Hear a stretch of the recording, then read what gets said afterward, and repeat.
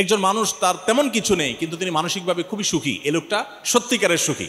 আরেকজনের সবই আছে বাট মানসিকভাবে তিনি সুখী নন, এ লোকটা প্রকৃত অর্থে সুখী নন। ফিনল্যান্ড পরপর 5 বছর ইউরোপের এই দেশটি পৃথিবীর সবচেয়ে সুখী দেশ হিসাবে নির্বাচিত হয়েছে। ফিনল্যান্ড, এদেশে মানুষের সংখ্যা সম্ভবত 55 লাখ, কম বেশি 55 লাখ মানুষের বসবাস। এই দেশটিকে বলা হচ্ছে পরপর 5 বছর তারা পৃথিবীর সবচেয়ে সুখী দেশ। কেন সবচেয়ে সুখী দেশ? তার অনেক কারণ আছে। এদেশের যে সবুজ পরিবেশ, সেখানকার যে হ্রদগুলো, আমরা কোরআনে যে জান্নাতের কথা শুনি, জান্নাত মানে বাগান সমূহ, সেখানকার যে নেচার, সেখানকার যে প্রকৃতি, এটা এতটাই সুন্দর, এতটাই ভালো যে সেটাকে বলা হয় সবুজ সোনা। এত সুন্দর একটি দেশ, এত সুন্দর প্রকৃতি, এত সুন্দরভাবে আল্লাহ তাআলা সাজানো একটা সৃষ্টি, সেই দেশে শিক্ষা বলেন, সংস্কৃতি বলেন, অর্থনীতি বলেন, সব দিক থেকে মানুষ সুখী। অপরাধ প্রবণতা মানুষের মধ্যে নেই বললেই চলে, যার কারণে তারা পৃথিবীর সবচেয়ে সুখী দেশ হিসাবে পরপর 5 বার নির্বাচিত হয়েছে। ইন্টারেস্টিং বিষয় হলো, এই দেশটিতে আত্মহত্যার প্রবণতার যে সিরিয়াল আছে পৃথিবীতে, সেই সিরিয়ালে এই দেশটি 21তম। পৃথিবীর সবচেয়ে সুখী দেশ, কিন্তু আত্মহত্যার প্রবণতায় তারা 21 নম্বরে আছে। আসুন আরেকটা দেশ সম্পর্কে আমরা জানি, সুইজারল্যান্ড। সুইজারল্যান্ডের নাম শুনলে আমাদের স্মৃতিতে ভেসে ওঠে ঘড়ির কথা, সুইজারল্যান্ডের ঘড়ি, ট্রেনের কথা, চকলেটের কথা, অনেক কিছু আছে যেগুলো পৃথিবীর অন্য অনেক দেশ থেকে তাদেরকে পার্থক্য করে দেয়। তারা সুখী দেশের সিরিয়ালে তৃতীয়। সুখী দেশের সিরিয়ালে তৃতীয় হওয়া সুইজারল্যান্ডের মানুষ সুখী, কারণ সেখানকার শিক্ষা, সংস্কৃতি, অর্থনীতি, সেখানকার পরিবেশ সব কিছু পৃথিবীর অন্য সব দেশের চাইতে ডিফারেন্ট এবং ভালো।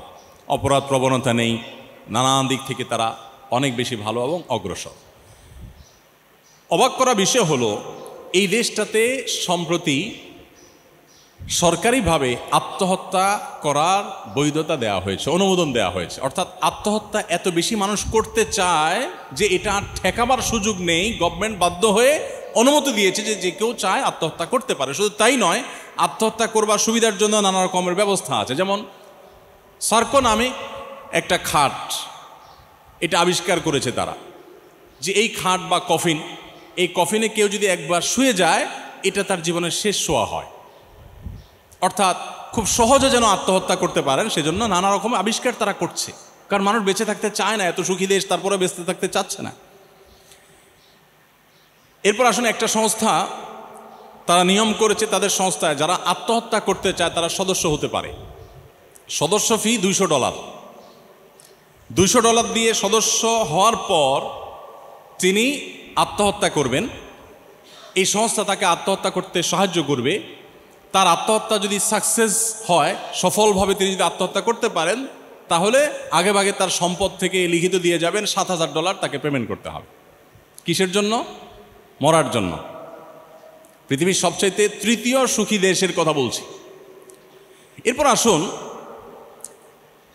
একটি বই আরবিতে, এটা অনুবাদ আমি বাংলায় করেছিলাম সৌদিতে যখন ছিলাম তখন। বইটার নাম হলো রব্বি আল্লাহ, আমার রব আল্লাহ। কেন ইমানদার সুখী হয়, কেন নামাজ মানুষকে সুখের দিকে নেয়, কেন ডিপ্রেশন থেকে বাঁচার একমাত্র ওয়ে হলো নামাজ ও ইমান, রিয়েল ওয়ে, প্রকৃত উপায় যে কেন, এটা বোঝাবার জন্য বলছি যে রব্বি আল্লাহ কিতাব, এই বইটির মধ্যে একটা গ্রাফ আছে। সে গ্রাফটা হলো পৃথিবীতে আত্মহত্যার রেশিও কোন ধর্মের মানুষের মধ্যে, কোন সমাজে কতটা বেশি বা কম, এই বিষয়টাকে তুলে ধরা হয়েছে গ্রাফে। সে গ্রাফে উল্লেখ করা হয়েছে যে পৃথিবীতে সবচাইতে আত্মহত্যার প্রবণতা সবচেয়ে বেশি হলো ধর্মে অবিশ্বাসী নাস্তিকদের মধ্যে, সব দেশেই এটা। এবং এই জরিপটা যার তার জরিপ না, এটা বিশ্ব স্বাস্থ্য সংস্থার জরিপ, এবং 1 বছরের জরিপ না, ওখানে পরপর কয়েক বছরের জরিপ তুলে ধরা হয়েছে যে পরপর অনেক বছর ধরে একই রেশিও দেখা যাচ্ছে, সবচেয়ে বেশি আত্মহত্যার প্রবণতা হলো নাস্তিকদের মধ্যে। এরপর মজার বিষয় হলো, সবচেয়ে কম আত্মহত্যার প্রবণতা হলো মুসলমানদের মধ্যে। পৃথিবীতে কয়েক বছরের জরিপ তুলে ধরা হয়েছে, পৃথিবীতে সবচেয়ে কম আত্মহত্যা হয় মুসলমানদের মধ্যে। এখন প্রশ্ন ওঠে যে পার্থক্যের জায়গাটা কোথায় আসলে? পাশাপাশি আরেকটা তথ্য দিয়ে রাখি, আমার পৃথিবীতে যে সমস্ত দেশে যাওয়ার সুযোগ হয়েছে এর মধ্যে জাপান সম্পর্কে আপনারা জানেন, জাপানে আমার যাওয়ার সুযোগ হয়েছে, কোরিয়াতে আমার যাওয়ার সুযোগ হয়েছে। আপনারা জানেন যে জাপানিজরা সবচেয়ে ভদ্র, জেন্টেল পৃথিবীর। একসময় তাদের ইতিহাস অনেক বাজে ছিল, কিন্তু তাদের হিরোশিমা যে ট্র্যাজেডি, তারপর থেকে তারা পরিবর্তন হয়ে গেছে। জাতি হিসাবে পৃথিবীর সবচেয়ে সভ্য, সবচেয়ে ভদ্র, সবচেয়ে জেন্টেল জাতি তারা। এবং জাপান থেকে ঘুরে আসার পর বেশ কিছুদিন যাবৎ আমি একাধিকবার গিয়েছি, যেবারই গিয়েছি সফর শেষ করে দেশে আসার পর আমার নিজেরই আচার আচরণের মধ্যে এক ধরনের পরিবর্তন আমি লক্ষ্য করতাম। অফিসে যখন স্টাফদের সাথে কথা বলতাম আস্তে আস্তে কথা বলতাম, বাসায় যখন কথা বলতাম পরিবারের সদস্যদের সাথে ধীরে ধীরে কথা বলতাম। কারণ ওখানে ওই যে মানুষ ফিস করে কথা বলে, কেউ কারো দ্বারা যেন ডিস্টার্ব না ফিল না করে, কেউ কারো দ্বারা কষ্ট না পায়, এতটা জেন্টেল তারা। বেশ কিছুদিন তাদের মধ্যে থাকলে দোকানপাট রাস্তাঘাটে গেলে নিজের মধ্যে একটা পরিবর্তন চলে আসে, এই লেভেলের জেন্টেল। এবং তথ্য প্রযুক্তিতে তারা কতটা এগিয়ে সেটা তো আর বলার অপেক্ষা রাখে না। আপনারা ইঞ্জিনিয়ারিং কলেজের স্টুডেন্ট, আপনাদের আরও ভালো জানা থাকার কথা। এই জাপানিজদের মধ্যে আত্মহত্যার প্রবণতা সবচাইতে বেশি, কোরিয়ানদের মধ্যে আত্মহত্যার প্রবণতা সবচাইতে বেশি। এত বেশি আত্মহত্যার প্রবণতা এমনকি জার্মানিদের মধ্যে, ওই রব্বি আল্লাহ বইয়ের মধ্যে লেখা আছে যে অস্ট্রেলিয়াতে একটা ব্যাগ আবিষ্কার করা হয়েছে, লাইফ ব্যাগ না কি যেন নাম, এটা জাস্ট সেট করবে আর আত্মহত্যা হয়ে যাবে। আত্মহত্যার জন্য যে কত রকমের কসরত এবং প্রচেষ্টা। এখন আমার প্রশ্ন হলো, পৃথিবীর সবচাইতে সুখী দেশ, পৃথিবীর সবচাইতে আপনার সুন্দর দেশ হওয়ার পরও মানুষ বেঁচে থাকতে চাচ্ছে না কেন? কারণ একটাই, যে সব কিছুই আছে, মানসিক প্রশান্তিটা আসলে নেই। নবী করিম সাল্লাল্লাহু আলাইহি সাল্লাম বলেছেন, লাইসাল গিনা বিকাসরাতিল আরদ। পৃথিবী তথ্য প্রযুক্তির উন্নতির চরম শিখরে পৌঁছে যেতে পারে, নানা রকমের আবিষ্কার দিয়ে পৃথিবীর মানুষের জীবনযাত্রাকে পানির চাইতে সহজ করে ফেলা হতে পারে, বাট এর কোনোটি মানুষকে সুখী করবে না, এর কোনোটি মানুষকে মানসিক প্রশান্তি এনে দিবে না।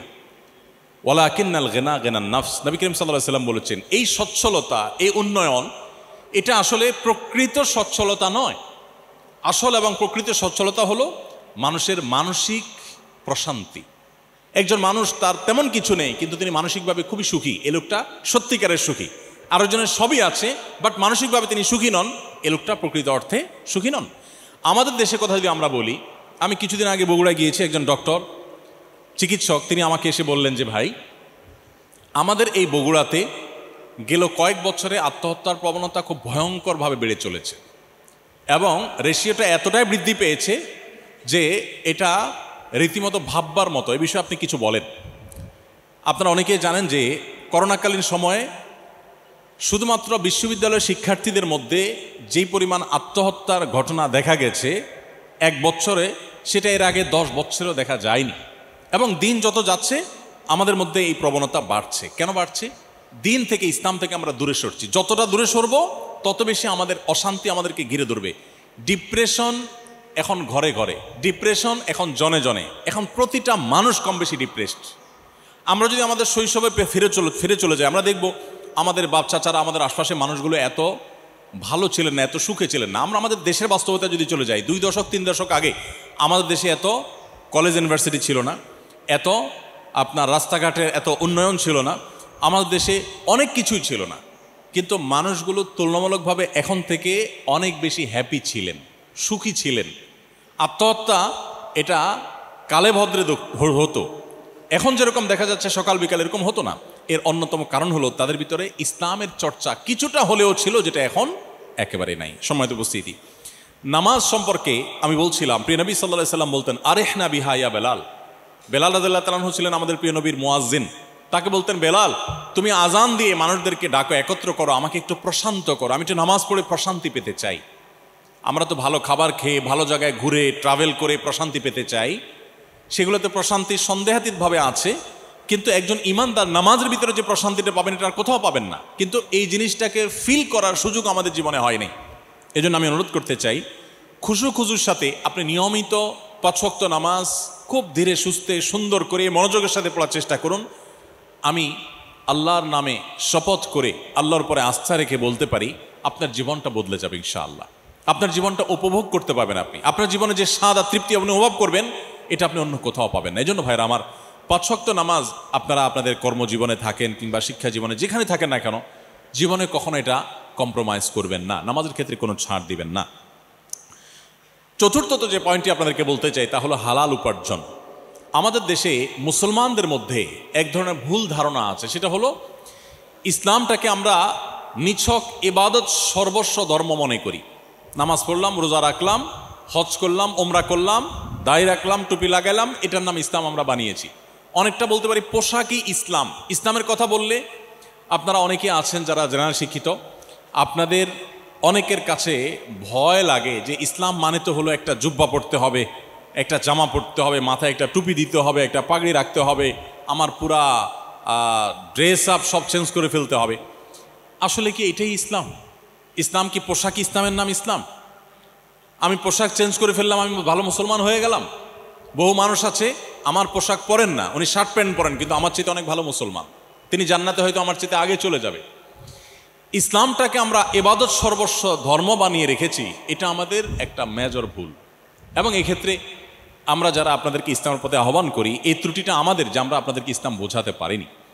এই কথাগুলো এই জন্য বলছি যে আপনারা কর্মক্ষেত্রে চলে যাবেন, বিশেষ করে আপনারা ইঞ্জিনিয়ারিং কলেজের ছাত্র হিসাবে আপনারা বিভিন্ন প্রতিষ্ঠানের গুরুত্বপূর্ণ চেয়ারে বসবেন, দায়িত্ব পালন করবেন, একসময় আল্লাহ তাআলা আপনাদেরকে দিয়ে অনেক কাজ নেবেন হয়তো। জীবনে কখনো হালাল উপার্জনের ক্ষেত্রে কম্প্রোমাইজ করবেন না। এটা আপনাকে শুধুমাত্র ভালো মুসলিম করবে তা নয়, এটা আপনাকে সুখী মানুষ করবে। আমার এক্সপিরিয়েন্স থেকে আমি বলছি, শত শত হাজারো মানুষ তাদের দুঃখ কষ্টের কথা আমাদেরকে শোনাতে আসেন, একান্তে আমরা সেগুলো তাদের কথা শোনার চেষ্টা করি। আমার এক্সপিরিয়েন্স বলছে যারা অবৈধ পথে উপার্জন করে, হারাম পথে উপার্জন করে, আল্লাহর ভয় যাদের অন্তরে নেই, এই মানুষগুলো সম্পদের পাহাড় গড়বার পরও কখনো সুখ পায় না। ওই যে মানসিক প্রশান্তি যেটা, এটা কখনো পায় না। কারণ একটা নগদ শাস্তি তো হারাম উপার্জনকারী স্বয়ংক্রিয়ভাবে পাবে, সেটা হলো জাহান্নাম, তো অনেক পরের বিষয়। নগদে যেটা পাবে সেটা হলো অপরাধ বোধের অদৃশ্য জ্বালা, অদৃশ্য দাহন। কারণ আপনি অবৈধ সম্পদ দিয়ে, ঘুষ নিয়ে, হারাম উপার্জন করে, অন্যায়ভাবে সম্পদ আহরণ করে আপনি অনেক পয়সা কড়ি করেছেন, অনেক অ্যাসেট করেছেন, গাড়ি বাড়ি করেছেন। এগুলো দূর থেকে মানুষ দেখে আপনাকে মনে করবে আপনি অনেক সুখে আছেন, বাট আপনি জানেন যে আপনি একজন সহজ বাংলা চোর, আপনি একজন প্রতারক, আপনি একজন দুর্নীতিবাজ, আপনি জাতীয় সম্পদ লুণ্ঠনকারী। এটা আপনি নিজেকে নিজে জানেন।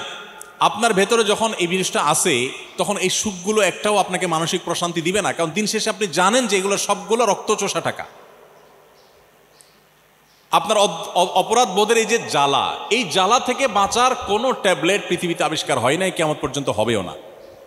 আপনাকে এটা সারা জীবন বয়ে যেতেই হবে। আপনার অবৈধ উপার্জন দিয়ে আপনার সন্তান খুব হাসি মুখে তার লাইফ হয়তো লিড করতে পারে, আপনার নাতিপতি তারা হয়তো একসময় অনেক বেশি আপনার সম্পদ দিয়ে তারা সুখ স্বাচ্ছন্দ্যে থাকতে পারে, বাট আপনি নিজে নিজে জ্বলে পুড়ে মরবেন, কারণ আপনি জানেন সবগুলো অবৈধভাবে উপার্জন করা টাকা, রক্তচোষা টাকা, প্রতারণা করে, দুর্নীতি করে কামানো টাকা। এই যে অপরাধ বোধের যে একটা জ্বালা থাকে, এই জ্বালা থেকে কোনো মানুষ রক্ষা পেতে পারে না। প্রত্যেকটা মানুষকে প্রতিটা অপরাধ কিন্তু তাকে জ্বালা দিতে থাকে। অবৈধ পথে উপার্জনের নগদ শাস্তি এটা। আপনাকে দেখে সুখী মানুষ হতে পারে, কিন্তু আপনার চেয়ে দুঃখী মানুষ আরেকটা পাওয়া যাবে না। আর এর বিপরীতে আসি, আপনি যদি প্রতিজ্ঞা করেন যে আমি আমার কর্মজীবনে কখনো অসৎ উপায়ে 1 টাকা অবলম্বন উপার্জন করব না, এটা যদি আপনি প্রতিজ্ঞা করেন, এটা যদি আপনি ধরে রাখতে পারেন, দিন শেষে সন্দেহাতীতভাবে আপনার সাময়িক কষ্ট হবে, কারণ আপনার গাড়ি বাড়ি হয়তো ওইরকম হবে না, আপনার হয়তো এরকম ব্যাংক ব্যালেন্স হবে না, আপনার হয়তো এরকম সামাজিক অবস্থান হবে না, আপনার হয়তো দৃশ্যমান সম্পদ থাকবে না। এর কারণে আপনার হয়তো সাময়িক কষ্ট অনুভব হতে পারে, কিন্তু নিশ্চিত করে বলা যায়, এবং আমরা কেউই হয়তো দ্বিমত করব না, যে আপনার সততার সাথে পার করা জীবনের অর্জন যদি কম হয়, আপনি একটা কুড়ে ঘরে আছেন, একটা কোনো রকম তৈরি করা একটা বাড়িতে আছেন, কোনো রকম একটা গাড়িতে চলেন, বা আপনার প্রাইভেট গাড়িও নেই, এই যে জীবনটা, এই জীবনটার মধ্যে আপনার একটা প্রশান্তি থাকবে।